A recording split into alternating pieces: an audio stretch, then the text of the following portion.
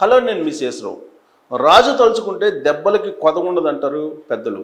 అలాగే ముఖ్యమంత్రిగా కేసీఆర్ ఉన్నప్పుడు ఎలైట్ లైసెన్స్ తీసుకొని విచ్చలవిడిగా మద్యాన్ని అమ్మి వందల కోట్ల రూపాయలు పోగు చేసుకున్నటువంటి అంశం ఇప్పుడు తెర మీదకి వచ్చింది. ఈ లిక్కర్ స్కామ్కి అలాగే ఫోన్ ట్యాప్కి సంబంధం ఉందంటే ఖచ్చితంగా ఉంది అని చెప్పి చెప్పొచ్చు. ఎందుకంటే ఆ రోజున ప్రభుత్వంలో కీలకమైనటువంటి ప్లేస్లో ఉన్నటువంటి ఒక వ్యక్తి ఈ రెండింటిని, అటు లిక్కర్ స్కామ్ని ఇటు ఫోన్ ట్యాపింగ్ని రెండింటినీ చేయించారు అనేటువంటిది ఇప్పుడు వినిపిస్తూ ఉంది. అందుకే ఒకవైపు ట్యాపింగ్ సంబంధించినటువంటి వ్యవహారం బయటకు వస్తూ ఉంది. ఇప్పటికే ప్రణీత్ రావు మీద క్రిమినల్ కేసు కూడా పెట్టడం జరిగింది, విచారిస్తూ ఉన్నారు. ఫోన్ ట్యాపింగ్ మొత్తం కూడా కేసీఆర్కి అలాగే ఆ ప్రభుత్వంలో పెద్దగా కీ రోల్ పోషించినటువంటి వ్యక్తికి చుట్టుకుంటూ ఉంది. అట్ ద సేమ్ టైం ఇప్పుడు టానిక్ పేరుతోటి జరిగినటువంటి మద్యం కుంభకోణం కూడా అదే వ్యక్తికి చుట్టుకుంటుంది. అదే హ్యాపీరావు. హ్యాపీరావు అంటూ ఉంటారు. హ్యాపీరావు అనే పేరు ప్రాచుర్యం పొందింది కేసీఆర్ ప్రభుత్వంలో.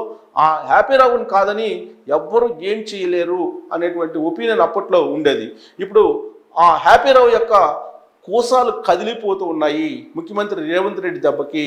ఇప్పుడు టానిక్ వ్యవహారం గత 4 రోజుల నుంచి కూడా తెలంగాణ సమాజంలో హైలైట్ అవుతుంది. ఈ టానిక్ అనేటువంటి పేరుతోటి తీసుకున్నటువంటి ఎలైట్ లైసెన్స్ని చూపించి విదేశీ మద్యాన్ని అమ్ముతూ వ్యాట్ని జిఎస్టీని ప్రభుత్వానికి ఎగ్గొట్టి వందల కోట్ల రూపాయలు పోగు చేసుకున్నారు. అలాగే స్వదేశీ మద్యాన్ని కూడా విచ్చలవిడిగా తీసుకొచ్చి అమ్మారు. రాష్ట్రానికి సంబంధించినటువంటి బేవరేజెస్ కంపెనీలో ఎలాంటి రికార్డ్స్ లేవు. ఏ బేవరేజెస్ కంపెనీ నుంచి కూడా కొన్నటువంటి దాఖలాలు లేవు. ఏ విధంగా ఆ మద్యం కుంభకోణాన్ని చేశారు అనేది విశ్లేషించుకునేటువంటి ప్రయత్నం చేద్దాం. సో టానిక్ మద్య షాపులో భారీ స్కామ్ జరిగిందని చెప్పి గత 4 రోజుల నుంచి కూడా వినిపిస్తూ ఉంది. సో దీనికి సంబంధించినటువంటి ఎంక్వైరీ కూడా నడుస్తూ ఉంది. ఎక్సైజ్ శాఖ రంగంలోకి దిగి మొత్తం ఎంక్వైరీ చేస్తుంది. ఇక క్యూబై టానిక్ పేరుతో బ్రాండ్ నేమ్, క్యూబై టానిక్ నేమ్ పేరుతోటి ఒక బ్రాండ్ నేమ్ని క్రియేట్ చేసి ఆ మద్యాన్ని అమ్ముతుంది. వందల కోట్ల రూపాయలు అవినీతికి పాల్పడ్డారు, జిఎస్టీ అలాగే వ్యాట్ని ఎగ్గొట్టి. సో ఇది ఎక్కడుంది అని అంటే జూబ్లీ హిల్స్లో టానిక్ స్టోర్కు ఎక్సైజ్ శాఖ నుంచి ఎలైట్ లైసెన్స్ పొందింది. ఈ ఎలైట్ లైసెన్స్ పొందడం వెనక కూడా చాలా కుట్ర జరిగింది. 2016లో దీనికి సంబంధించినటువంటి అంశం తెర మీదకి వచ్చింది. 2017 నుంచి ఇది జూబ్లీ హిల్స్లో టానిక్ స్టోర్ పనిచేయడం ప్రారంభించింది. దానికి సంబంధించి ప్రత్యేకమైనటువంటి జీవో కూడా తీసుకొచ్చారు. సాధారణంగా మద్య షాపులు పెట్టడానికి టెండర్లు పిలుస్తూ ఉంటారు. ఆ టెండర్లో అమౌంట్ కట్టి వచ్చినటువంటి వాళ్ళు ఆ స్టోర్స్ని నిర్వహిస్తూ ఉంటారు, వైన్ షాపుల్ని. కానీ ఇక్కడ ఎలైట్ లైసెన్స్ తీసుకున్నారు. ఒకళ్ళు వాళ్ళకే ఫైనల్ చేసి ప్రత్యేకమైనటువంటి జీవో కూడా ఇవ్వడం జరిగింది 2017లో. ఆ రోజు నుంచి దందాను మొదలు పెట్టారు. ఒక షాపుకు మాత్రమే జూబ్లీ హిల్స్లో లైసెన్స్ తీసుకున్నారు. బట్ హైదరాబాద్లో దాదాపు 11 చోట్ల ఈ ఎలైట్ స్టోర్లు టానిక్ పేరుతో వెలిచాయి. విచ్చలవిడిగా వ్యాపారం చేసేసారు. లాటరీలో A4 లైసెన్సులు పొందిన వాళ్ళతో ఒప్పందం కుదుర్చుకున్నారు. అంటే A4 అంటే సాధారణంగా మనం లిక్కర్ పాలసీ మారినప్పుడు లిక్కర్ పాలసీకి అనుగుణంగా వైన్ షాపులకు సంబంధించినట్టు వేలం వేస్తుంటారు. ఆ వేలంలో వైన్ షాపులని కైవసం చేసుకుంటారు.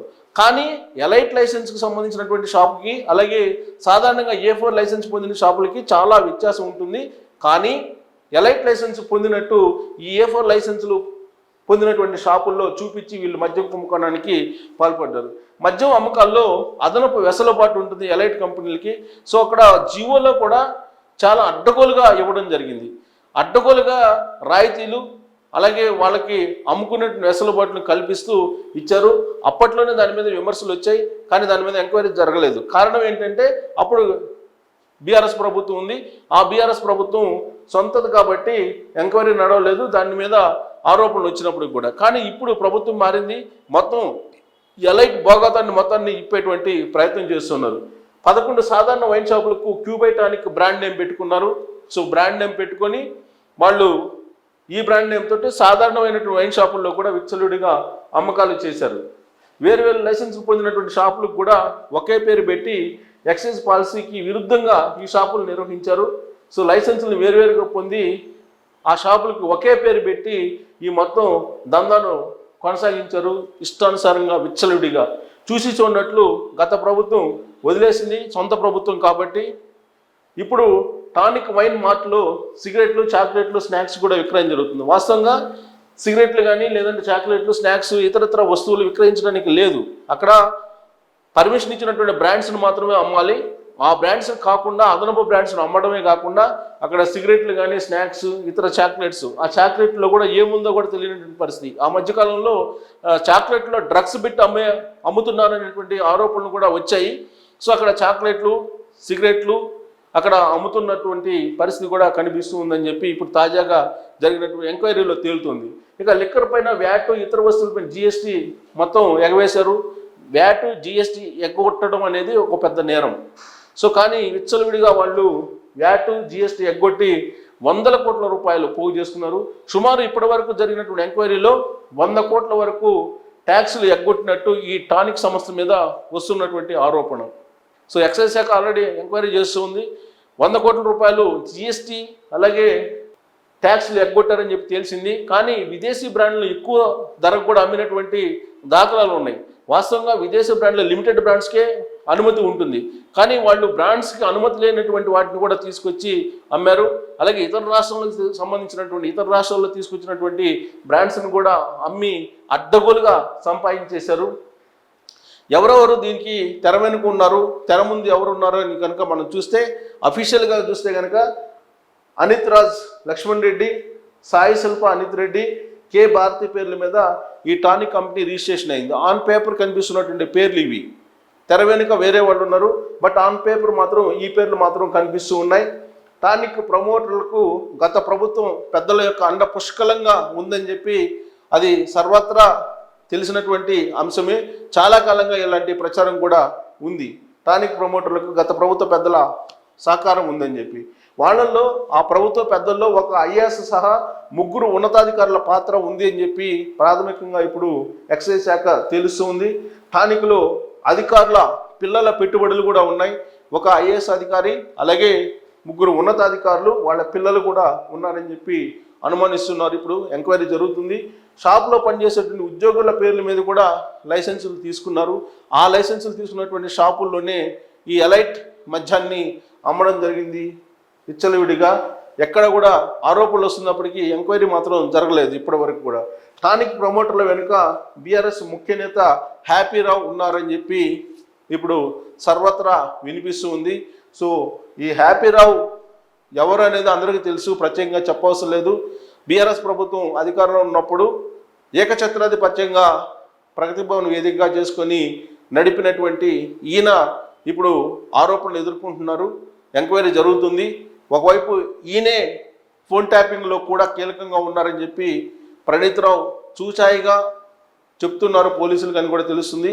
ఆ రోజున ఇన్ఛార్జిగా ఉన్నారు నిఘా విభాగానికి ప్రభాకర్ రావు. సో ప్రభాకర్ రావు అలాగే ప్రణీత్ రావు ఇద్దరు కలిసి ఫోన్ ట్యాపింగ్ చేశారనేటువంటి అనుమానాలు కూడా ఉన్నాయి. అర్ధరాత్రి వేళ రేవంత్ రెడ్డి ముఖ్యమంత్రి అయిన రోజు 14 హార్డ్ డిస్కులతో పాటు పెన్ డ్రైవ్లు, కొన్ని వందలాది సిమ్ములు మొత్తం కూడా తగలబెట్టారు అనేటువంటి ఆరోపణలు కూడా వాళ్ళు ఎదుర్కొంటున్నారు. సో వాళ్ళ వెనక కూడా ఈ హ్యాపీ రవి ఉన్నారని కూడా వినిపిస్తుంది. సో అందుకే అటువైపు ఫోన్ ట్యాపింగ్, ఇటువైపు టానిక్ రెండూ కూడా హ్యాపీ రావును బంధించేటువంటి పరిస్థితులు కనిపిస్తున్నాయి. విచారణ చాలా వేగంగా కనిపిస్తుంది. సో ట్యాపింగ్ తీగలాగితే హ్యాపీ టానిక్ మత్తు దిగబోతూ ఉంది అనేది ఇప్పుడు తాజాగా తెలుస్తూ ఉంది. సో టానిక్ వ్యవహారం బయటకు వచ్చినటువంటి క్రమంలో కొన్ని 100 కోట్ల రూపాయల వ్యవహారం, 100 కోట్ల రూపాయల భాగోతం బయటకు వస్తుంది. సో ఇలాంటి పరిస్థితుల్లో ఎన్నికల ముందే హ్యాపీ రావుని జైలు ఊచలు లెక్కి పెట్టించేలా రేవంత్ రెడ్డి చేస్తారా? ఈ ఎంక్వైరీ వేగంగా నడిచేటువంటి అవకాశం ఉందా లేదా అర్ధాంతరంగా ఆగిపోతుందా అనేది మనం చూడాలి. Thank you very much.